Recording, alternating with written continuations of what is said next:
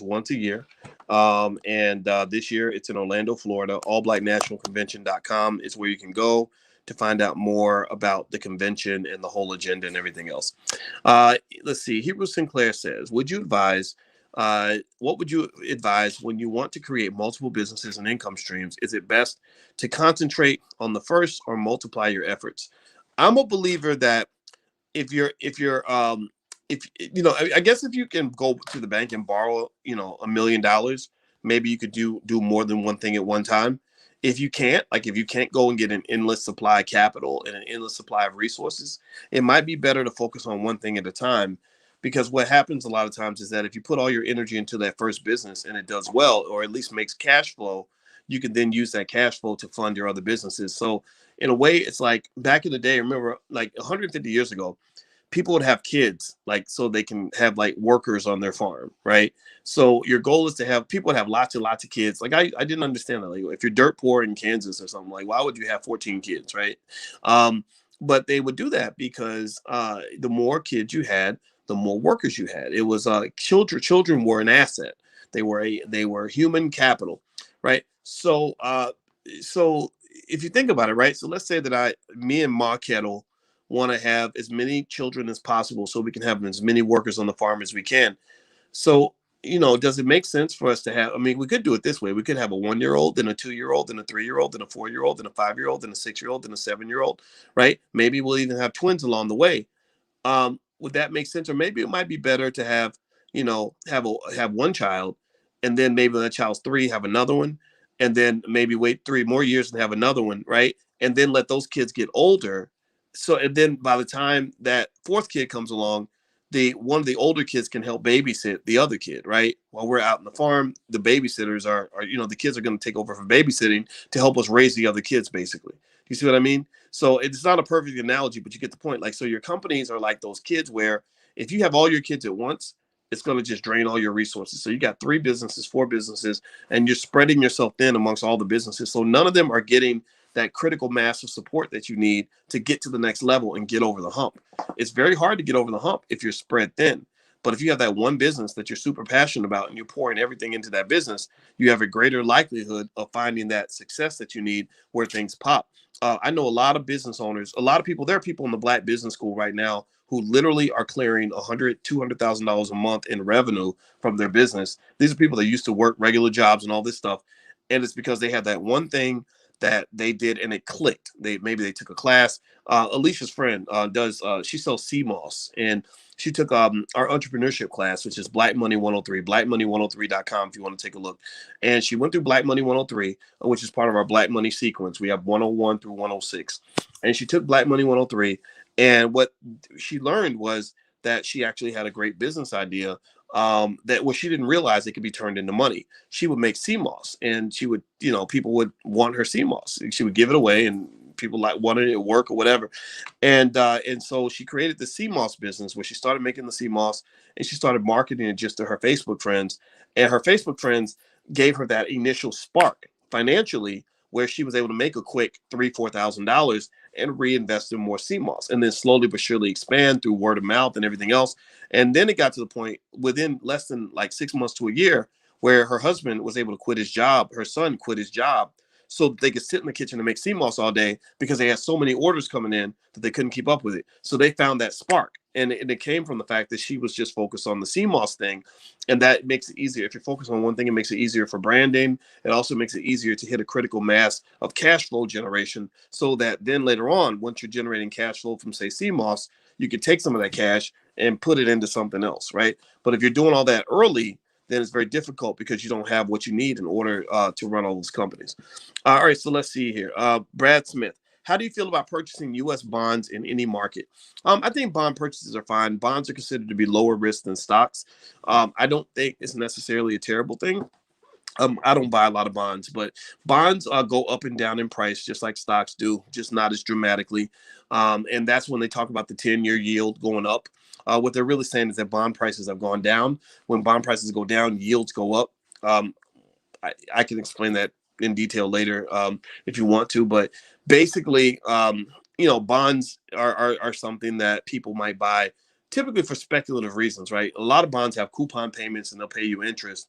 But a lot of people buy bonds, I believe, because they're speculating that the price might go up and they can just make capital gains on the price change in the bond as opposed to waiting on the interest payments and all that stuff. All right, so Furman, that's you got the last question. Doc, what are your thoughts on the accuracy of Kawasaki's prognostication that a worldwide economic crash will happen in October or the near future? Let me tell you about that, Furman.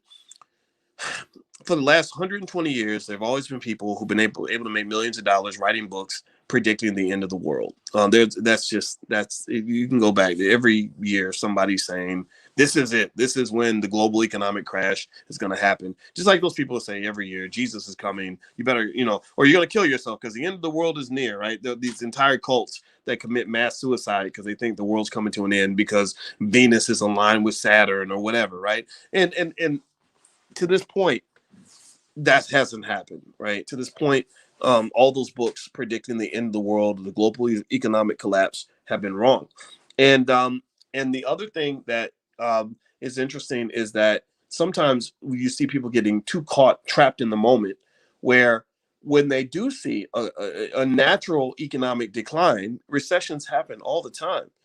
They say, see, I told you it was all come right. When COVID started, when the pandemic started, there were people who were like, see, the end is near. This proves that the end is near. No, it proves that the world is going through another crisis. We'll probably make it through this one like we have all the other ones, and then life will go on like normal. So I would not put too much stock in, like it's if you're sitting around waiting for the end of the world to happen, there's a good chance you'll be waiting a long time. And a lot of people will sit on the sidelines. They won't invest. They don't make any moves because they're waiting for the whole global economic system to collapse. Well, there are people who've been waiting for that for 60 years, and it hasn't happened. 100 years, it hasn't happened. Waiting their whole life, and it hasn't happened. So I don't know if that's where the business I would be in now. If he's predicting that there could be like some sort of massive global recession or some sort of economic shock or something that can happen that we've never seen before, that is entirely possible, and I would say probable, because the economic system is shifting, it's changing, and when you have that much change, you're going to have some new dynamics occur that we've never dealt with before. When the Great Depression happened in 1929, there were people who thought that meant the end of the global economic system, and it looked like it for a while. The Great Depression lasted for years, right? But it wasn't the end of anything. It was an era. That's all it was an era. Like if somebody were to tell you, well, the global economic system ended in 1929. The world came to an end in 1929. You'd be like, what are you talking about? I was born in 1985. Like no, the world kept spinning and it just adjusted, right? So don't get caught up in that, in my view. Like I would just, fear does sell. That's why Facebook is in trouble, because they think Facebook was actually selling fear. Like they know that anxiety and anger drives engagement, and that is what they use. They use those algorithms to get people riled up and fired up. Next thing you know, you got, a million angry Trump supporters that are storming the Capitol. You got a million people out in the streets protesting for Black Lives Matter and everything else. And then the politicians, I believe politicians and media also push that because they were trying to win an election, right? That's what they do. Whenever there's an election year, I guarantee it, by the 2024 election, I promise you, mark my words. I want you to remember this. Stick a pin in it. The 2024 election, there will be some sort of massive economic political crisis. There will be something that will have people out in the streets or whatever. I believe a lot of this is orchestrated. Because again, think about it. Since the election, you haven't heard anything from the Black Lives Matter stuff. You haven't heard anything, about riots in the streets and all this stuff. And that it's because there's no reason to do it now, right? And you see this in other examples. This is actually a marketing strategy, because a lot of things are marketing. Even elections are really about marketing, except instead of getting money, you're getting votes, but you're still selling a product. The product happens to be the politician. It might be the idea, and you market the idea to get people to buy it. And instead of giving you money, they give you votes, right? So it's the same. It's just like business. But pay attention. Even Oprah. Does anybody remember the time where Oprah had that little controversy, that manufactured controversy, where she was in Europe and she said that this white lady told her that she couldn't afford the purse when she went into the store. She was in a store in Sweden or something and was buying and was looking at this $1,000 purse, and the lady insinuated that she couldn't afford it because she was black. And then Oprah goes and tells the story like the nerve of her. She said that I can't afford the. She insinuated I couldn't afford the purse because I was black, and a lot of people got riled up, because it triggered their insecurity. Like how dare you tell me that I can't buy a purse because I'm black? I'm gonna go give you money. I'm gonna give you all my money just to prove to you that I can afford it, right? Like Whitley Gilbert in that episode in A Different World when she went through that. Remember that, right? And Oprah got everybody triggered and excited and all this other stuff. And then but if you go back and look at that, pay attention. At that time, she was releasing a new movie or book, or it was something. She was launching something. So that whole emotional triggering was driven by the fact that she had something she needed to sell, right? So don't get too caught up in that stuff. Fear does sell, and that's why they sell these doomsday end of the world books and all this other stuff. Just do what you got to do. Take care of your family, make your investments, adjust. If you adjust, chances are 99 times out of 100, everything's going to be okay. All right. So I'm going to get out of here, guys. It was great to see you. Great to talk to you. AllBlackNationalConvention.com. I hope you guys will come to the convention. It's really going to be fun. I guarantee you will walk out transformed. Your children will be transformed. We have a whole curriculum for kids, so your kids will know economics. We have experts that can teach your children that will be there. We have experts that can talk to you about crypto and stocks and relationships and politics and just it's great. I'm really excited about it. So and even my mama gonna be there. So y'all get to meet my mama. All right. So take care, everybody. Love you, and I will see you soon. So I guess I'll check with you guys next week. If you want to see the recording of everything we did today and every other class, log in at theblackstockmarketprogram.com, theblackstockmarketprogram.com. Also, later on today, I'm going to list the 6 stocks I'm buying for this week. So just log in at theblackstockmarketprogram.com and you can take a look at the stocks that I'm buying for this week. All right. So have a good day, everybody. I'll see you soon. Bye-bye.